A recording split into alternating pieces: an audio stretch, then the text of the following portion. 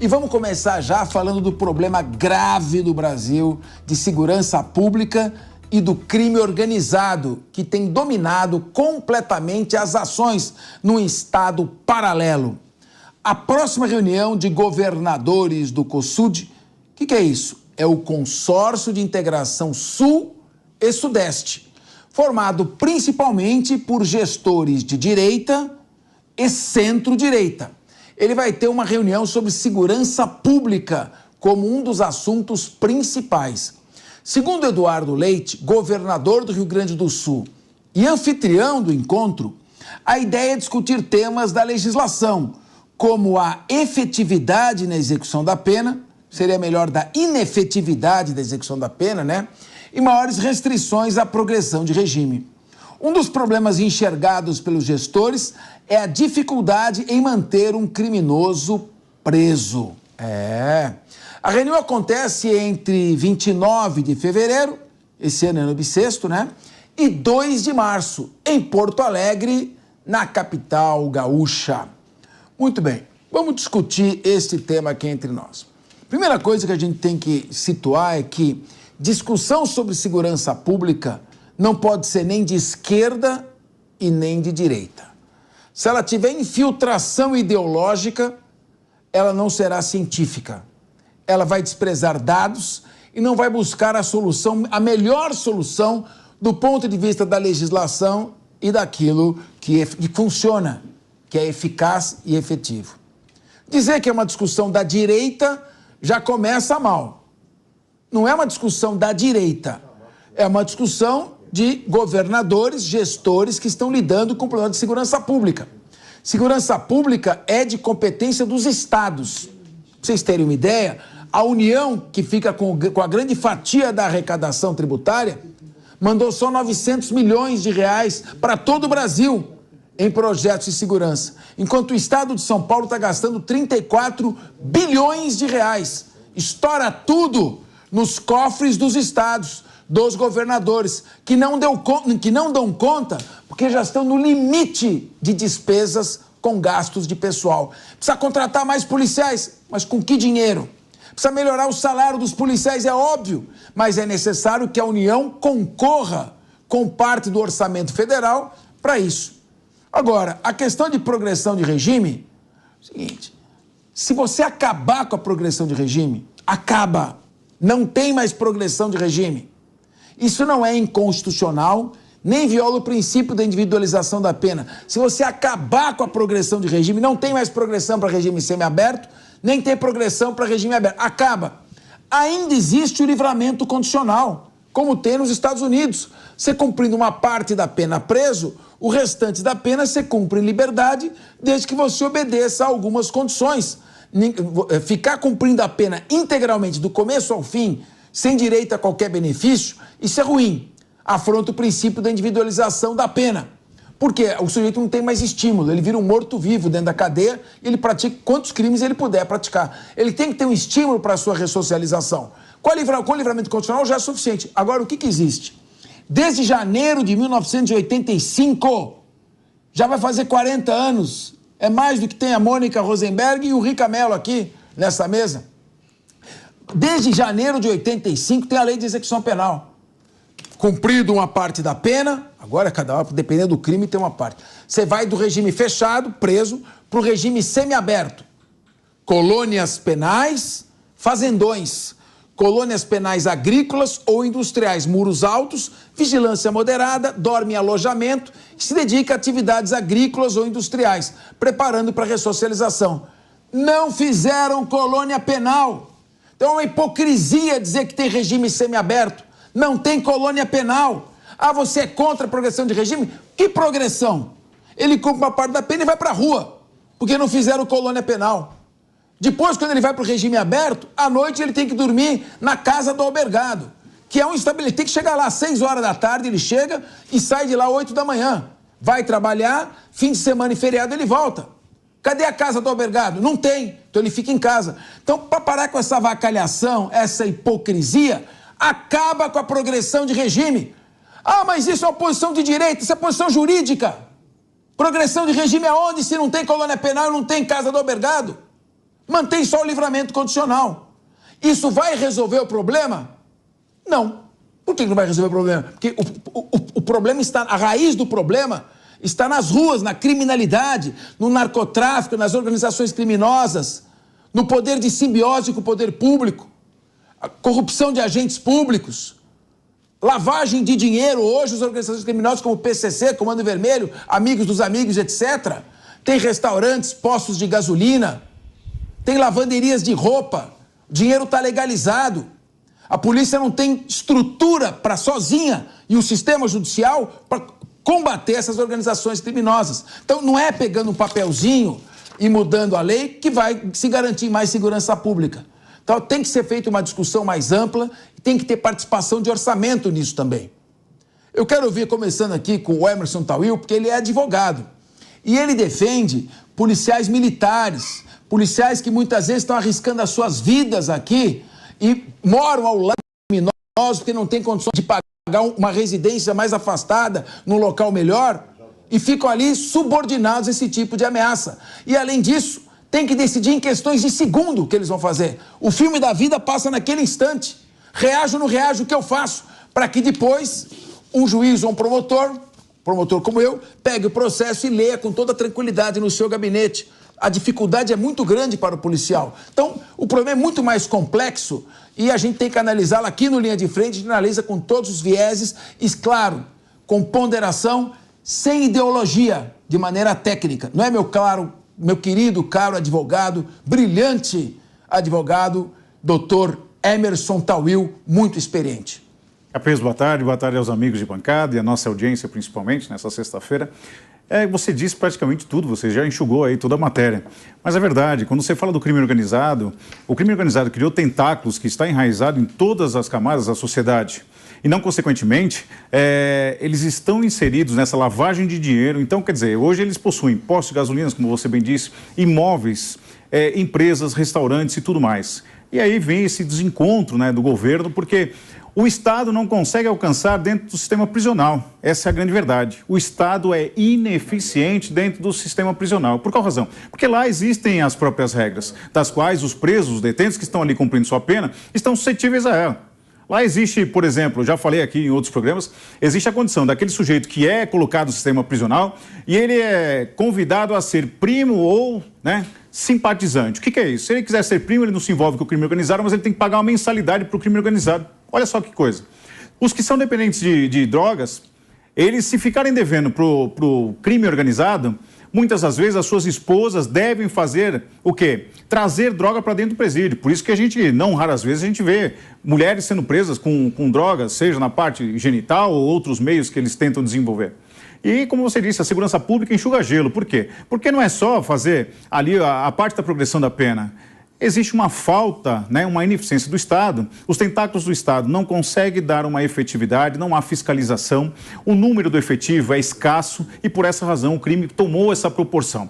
Dado essa condição, vivemos agora, atualmente, na Baixada Santista, praticamente uma guerra civil, em que existem os dois lados, as contradições de que uns são favoráveis, de que deva acabar a operação na Baixada Santista, efetuada pela Polícia Militar, através do secretário e do governador, e outros acham que, infelizmente, estão corretos. Olha só, infelizmente estão corretos, porque chegou o caos. Se você for falar com qualquer cidadão da Baixada Santista sobre a operação que está sendo desencadeada, deu início como Operação Escudo e agora está como Operação Verão, pergunte para um cidadão de bem se ele é a favor ou é contra essas atividades. São a favor. E tive a oportunidade de fazer parte das fileiras da Polícia Militar, em que, na época, nós poderíamos transitar da nossa casa até o quartel fardado. E era um orgulho muito sobressalente isso. Hoje, em verdade, os policiais militares não podem ou não devem, por uma questão de segurança, transitar de modo fardado.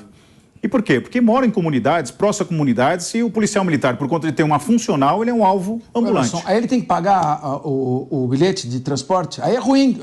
Se ele põe o uniforme, ele se arrisca. Se ele não põe, ele tem que fazer despesas que ele não pode enfrentar. E são vários assuntos. Na verdade, dar uma condição plena para que o policial militar tenha não só condições de trabalhar. Eu digo que o grande problema hoje, que o policial militar enfrenta isso dentro da própria nação, não é só São Paulo, é a falta de respaldo jurídico. O policial militar não tem respaldo jurídico. E como eu já disse outras vezes, você ressaltou aqui, o policial militar, muitas das vezes, quase todas, tem frações de segundo para decidir se aperta ou não gatilho. Né? Todos os outros agentes têm a paz e a tranquilidade de sua cadeira confortável e seu ar-condicionado para decidir aquele caso concreto em que o policial teve a sua atuação. Muitos são a favor das câmeras COP, que eu até outro dia fiz um debate dentro do próprio grupo aqui da nossa querida Jovem Pan, de que as câmeras COP ela é feita para uso exclusivo da Polícia Militar. De uso, na verdade, o tema diz, a diretriz 003/0222, ela fala que é para uso de interesse da Polícia Militar. E o que significa isso, meu caros telespectadores e você, pessoal da bancada? Significa que a Polícia Militar só usa aquelas imagens no caso de interesse próprio. E isso é nefasto, porque marginais são presos em flagrante por policiais militares, em que a COP acaba captando aquelas imagens e não são oferecidas de uma forma voluntária ao judiciário. E muitos deles estão sendo colocados em liberdade. Um caso típico, eu vivo falando aqui, vou repetir, é o caso do agente que está ali vendendo a sua droga numa sacola, via de regra é isso, é surpreendido por policiais militares, empreende fuga e durante a fuga ele abandona essa sacola. Mas é preso em flagrante, a imagem da COP consegue caracterizar que ele abandonou aquela sacola, é preso e na audiência, quando não na audiência de custódia é colocado em liberdade, no curso do seu processo ele é colocado em liberdade porque dizem que o policial militar intrujou aquelas drogas. É um caso que requer uma profundidade muito maior, não somos donos da verdade, mas não é uma simples reunião de 3 dias que vai surtir efeito para um complexo problema que hoje o país vive, que é a segurança pública. O Diogo da Luz, você sabe que num júri o policial tinha matado quando é crime de homicídio doloso, não vai mais para a justiça militar, né? Estão acusando um policial militar. Ele falou, doutor, no momento eu fiquei com medo e a minha hesitação foi ou enfrentava 7 no júri, são 7 jurados, ou 6 na alça do caixão. Eu queria ouvi-lo.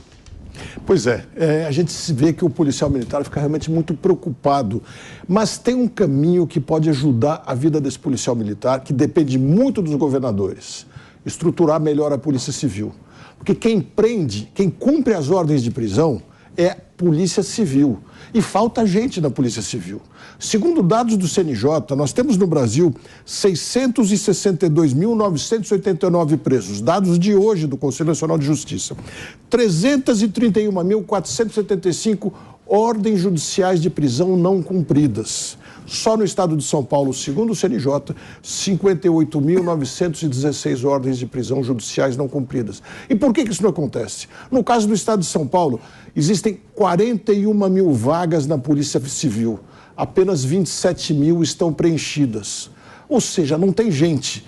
E talvez você não saiba, mas um policial militar não pode cumprir ordens de prisão judiciais. Não é papel dele. O papel dele é atuar na prevenção e no flagrante. Se ele souber que o vizinho dele é um bandido com ordem de prisão, não é papel dele ir lá e prender essa pessoa. Então precisa estruturar melhor a Polícia Civil, porque ela prendendo essas pessoas que já têm ordem de prisão, vai diminuir o contingente de bandidos e vai dar mais tranquilidade para a Polícia Militar e para todos nós. E é fundamental que esses governadores que estão se reunindo no Consud tenham consciência de que esses 7 estados representam 70% da riqueza do país, 56% da população e 50% dos deputados federais. Ou seja, tem muita força e o Estado precisa dar um murro na mesa e dizer ao Planalto Central que chega de mandar tanto dinheiro para Brasília e tem que ficar mais dinheiro nos estados. Em todos os estados. É inadmissível que a gente mande tanto dinheiro para Brasília e depois dependa de recursos deles para poder contratar policiais, para poder ter câmeras, para poder estruturar melhor os presídios e um monte de outras coisas que nós precisamos com urgência. As pessoas moram nas cidades, moram nos estados, não tem sentido ficarem dependendo de Brasília dessa maneira. Agora, Mônica Rosenberg, limitar uma reunião dessa com todos os governadores do Sul e do Sudeste para discutir fim de progressão de regime, aí fica uma pauta, a meu ver, uma pauta ideológica, uma pauta demagógica, mais do que ideológica. Por que eles não se reúnem e fazem um balanço das dificuldades orçamentárias na área de segurança, fazem um plano regional, pelo menos, chamam especialistas para essa reunião e apresentam ao novo ministro da Justiça e Segurança, que é da área, é professor de Direito Constitucional, foi desembargador, foi ministro do Supremo Tribunal Federal, tem um procurador, ex-procurador-geral de Justiça, o Mário Sarrubo, na Secretaria Nacional de Segurança, e vamos discutir em termos orçamentários, com seriedade a questão. Limitar, vamos acabar com a progressão do regime. Tá bom, eu acho até que é importante, do ponto de vista jurídico. Mas do ponto de vista da eficiência, isso aí não vai resolver sozinho nada. Exatamente, eles precisariam estar discutindo prevenção. Mais uma vez, não estamos falando de prevenção. A mesma coisa, há algumas semanas, a discussão do fim da saidinha. Ótimo, discutimos, então, foi votado em Brasília, não tem mais saidinha, vamos resolver o problema, tá tudo lindo, podemos ficar tranquilos? É claro que não. Mais uma vez, nós estamos olhando os pequenos sintomas e não estamos tratando da doença. Que a doença no Brasil é uma doença de impunidade. A questão da impunidade é muito grave, é por isso essa crise toda da segurança pública está ligada à absoluta impunidade. Ninguém tem medo de punição no Brasil. E aí a gente fica discutindo saidinha, câmera, fim da progressão de pena, que são todas essas medidas que podem ser positivas e podem trazer resultado, mas nós estamos esquecendo de olhar, dar um zoom para fora e olhar como que resolve o problema todo. Por exemplo, assim, o que está faltando, né? A certeza de punição, gente. Enquanto você não tiver certeza que haverá punição, não importa se são 2, 10, 1000 anos, fica aí, dobra a pena, multiplica a pena. Ninguém vai preso, não cumpre pena por causa dessa mudança que foi feita lá atrás. O Supremo Tribunal mudou de posicionamento, houve aquela votação 6-5 para poder soltar o presidente Lula, o então presidiário Lula. E o que acontece? Hoje, quem está solto nas favelas são os traficantes, beneficiados pelo fim da prisão após condenação em segunda instância. Então, existem medidas que são mais amplas no seu impacto, e essa é uma, ninguém fala do fim. Mônica, de acordo com o que o Supremo Tribunal Federal decidiu também, a Constituição Federal não proíbe a prisão a partir da segunda instância. É só uma mudança no artigo do Código de Processo Penal. Então, podiam procurar os parlamentares e fazerem esta mudança. Prisão a partir da condenação em segunda instância, como você está falando. Tem um projeto tramitando já no Congresso, tem uma PEC tramitando, então o Congresso está também se mobilizando, já entendeu a importância de que isso volte a existir. O Brasil é um dos únicos países que não prende após uma decisão já de colegiado, mas isso é, mais uma vez, não estamos olhando para a certeza de punição, ficamos olhando aí a pena, a saidinha, isso é tudo muito depois, tem que olhar o antes, e aí sim, quando houver... nos Estados Unidos ninguém faz nada errado. Por quê? Porque você sabe que se você fizer uma pequena coisa errada, aparece um guarda do além e que você vai ter algum tipo de punição. Isso é o que está faltando no Brasil. Tudo bem. Embora eu acho que ela está falando dos Estados Unidos dos anos 70, porque hoje em dia está bem avacalhado por lá também. É verdade. Agora, ela colocou aqui, o Rick, com muita razão, muita proficiência, essa questão, ela trouxe o tema da saidinha, por exemplo. Eu não entendo essas coisas no Brasil. Eu já perguntei para um monte de gente e ninguém conseguiu me explicar. Saidinha, que é naquela moça do interior, que era mais desinibida, né? Que chamava saidinha. Tudo vira gíria no Brasil. O Instituto chama saída temporária. A saída temporária é um benefício para quem cumpre pena no regime semi-aberto. Semi-aberto. Não é um benefício para quem está no regime fechado. Então, a saída temporária não é para quem está preso. A gente não parou para meditar sobre essa grande contradição. Saída temporária não é para quem está preso.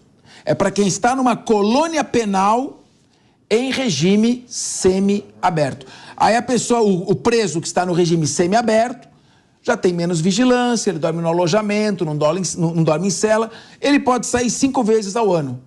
Durante 7 dias em cada vez. Mas ele está na colônia penal, ele já não é tão perigoso. Mas eu não consigo entender. Não tem colônia penal. Quer dizer, a saída temporária é um benefício só para quem está na colônia penal agrícola. Mas o Brasil não construiu colônia penal agrícola. Aí então como é que fica na avacalhação? Já que não existe colônia penal agrícola, já que o Brasil não construiu colônia penal agrícola, o que acontece? O sujeito fica em liberdade. O sujeito está no regime fechado. Ele vai para o semiaberto. Bom, onde está a minha vaga na colônia? Não tem. Então você vai ficar em liberdade e à noite você vem dormir no presídio. Se o regime semiaberto é o sujeito ficar em liberdade durante o dia e dormir à noite no presídio, para que serve a saída temporária, então? Se tem sujeito que está preso no regime fechado, obtendo saída temporária, é aí que está errado. Então, no Brasil, nós estamos discutindo o fim da saída temporária para quem não tem direito à saída temporária. Por quê? A saída temporária não é para quem está preso, é para quem está na colônia penal. Então, esse tipo de avacalhação é que me leva a ter um certo descrédito. É uma reunião como essa, tudo bem, os governadores fizeram a sua parte, estão pedindo a revogação da progressão de regime, o Congresso não revogou, então o problema da segurança pública não é nosso, é do Congresso que não revogou a progressão de regime. Transfere responsabilidade, ninguém enfrenta o problema como tem que ser enfrentado, Rica. Capês, você e também toda a bancada aqui, você que está em casa, boa tarde a todos vocês. De fato, a gente percebe que esse tipo de iniciativa é uma iniciativa só para transferir a responsabilidade, porque, vamos lá, progressão de pena, como a gente está falando aqui, não são alguns governadores que vão decidir, que vão conseguir mudar a maneira de progressão de pena no Brasil. A progressão de pena, de fato, não é o ponto mais importante, mas é um ponto que incomoda todo mundo. E a ideia de que a gente tem um mecanismo, uma maneira de um criminoso que se ficou alguns anos num presídio, teve um bom comportamento ao longo desses anos, então ganhou o direito agora ir para um regime semiaberto. Aí não pode ir para o semiaberto porque não tem aonde ele ficar. E fica depois à vontade conosco, com o resto da sociedade, é tudo errado, é esculhambado. E aí que a gente vê eu não tenho o número aqui, mas um percentual absurdo dos ex-criminosos que foram presos um dia, que vão para regimes semiabertos, né? Ou que tem a saidinha. Muitas vezes eu me lembro dessa discussão de muitos presos que não deveriam ter o direito à saidinha, mas têm o direito à saidinha. O que acontece? Cometem crimes novamente. E aí o que acontece então com a força policial, que o Emerson estava comentando aqui no começo do programa? Pô, eu estou completamente frustrado. Quer dizer, eu coloco a minha vida em risco, às vezes a vida dos meus familiares em risco, para conseguir melhorar a segurança do país, que é um tema principal, aliás, é um dos temas principais, se não for o principal, da eleição que vai acontecer nesse ano, certo? Então eu coloco eles em risco, me mato para conseguir prender os criminosos e esse criminoso depois, às vezes em poucos dias, consegue sair do presídio ou depois de alguns anos ou alguns meses consegue, dependendo de quanto dinheiro esse cara tem e qual que é a defesa que ele tem, ele consegue também a partir dessa nossa avacalhação, porque a gente constrói, faz as leis, mas depois a gente não dá possibilidade para o Estado, possibilidade para o nosso próprio país seguir as nossas leis, a gente acaba deixando alguns criminosos aí no semiaberto, e esse semiaberto no final é aberto, porque não tem o semiaberto, e ele volta a cometer os crimes. A gente, na verdade, nós não estamos investindo no que tem que investir. Nós temos que investir, de fato, como você estava comentando, Capês, no R$1 bilhão que o governo federal coloca nas mãos de todas as polícias do Brasil inteiro e os 50 bilhões que coloca na mão de todos os deputados e senadores para fazerem as suas emendas. Pô, tá errado isso aqui. Desculpa, mas está invertido os valores e os investimentos que o país faz para que a gente consiga, de fato, ter uma segurança pública mais assertiva e mais eficiente. Está errado, de uma certa maneira, também. Eu entendo a pressão dos governadores, segurança pública é tema das eleições desse ano, mas não é assertivo, não é efetivo, não vai mudar nada depois dessa eleição. Só vai mudar que eles fizeram lá uma reunião e mostraram que, de fato, estão preocupados, estão mostrando para o governo que isso aqui é um problema muito sério para o país e eles sabem que esse é um calcanhar de Aquiles do governo, não só desse, de outros também, mas desse em especial também, principalmente, que a segurança pública, a gente sabe, você sabe, aí na sua cidade, no seu estado, que é uma calamidade. Antigamente a gente ouvia, no ano passado, ouvia vários problemas que aconteciam na Bahia, depois a gente começa a ouvir em todos os outros estados, e no Rio de Janeiro, na Bahia, no próprio estado de São Paulo, aqui, da onde nós estamos falando também, é no Brasil inteiro. E a gente vê agora, daqui a pouco a gente vai falar sobre esse pessoal que saiu lá da prisão do Rio Grande do Norte. Mais um ponto, mais uma vez, a gente está falando de segurança pública, a gente está falando de ou leis que não foram muito bem delimitadas, ou então o Brasil ou os governos não dão as possibilidades para o Estado para conseguirem, de fato, fazer com que os criminosos fiquem atrás das grades.